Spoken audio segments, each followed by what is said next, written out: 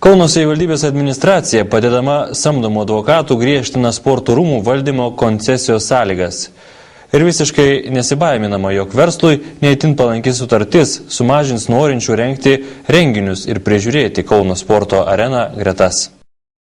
Kitų metų Liepą tikimasi, jog jau bus aišku, kas valdys sporto areną Nemuno saloje artimiausius 25 metus. Tačiau kol kas rengiamos ir koreguojamos sporto rūmų koncesininko konkurso sąlygos daug vilties nesuteikia, jog norinčių tapti valdytojų bus.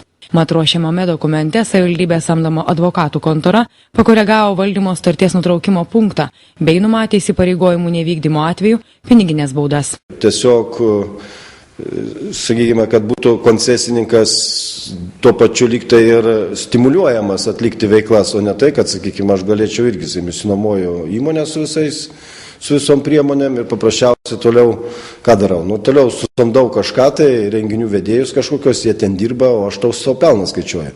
Tai vis dėlto buvo peržiūrėta ir daugelis dar patiksinta vietų, iš tikrųjų saim, kaip baudų, nevykdant, kaip nutraukti sutartį.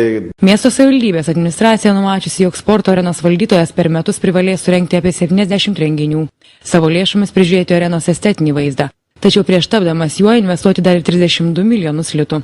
Pripažįstama, kad sutartis yra drastiška ir pasaulyje tokiomis sąlygomis retai kur buvo pasinaudota. Kad yra susidomėjimas, tai mes tą susidomėjimą jau jutom būdami pernai Kanuose. Buvo pokalbiai su keletą kompanijų, meras turėjo progos pasikalbėti apie būsimą koncesiją ir buvo tikrai toks realus siūlymasis ateiti dirbti į būsimus Kauno sporto rūmus. Tikinama, jog atsiras nemažai užsienio kompanijų norinčių tapti sporto arenos valdytojų. Mat šiemet Prancūzijoje vykusioje nekilnojamo turto parodoje susidomėjimą rodė ne tik prancūzai, bet ir vokiečiai. Deja, tuomet dar nebuvo parengtos griežtos koncesininko konkurso sąlygos.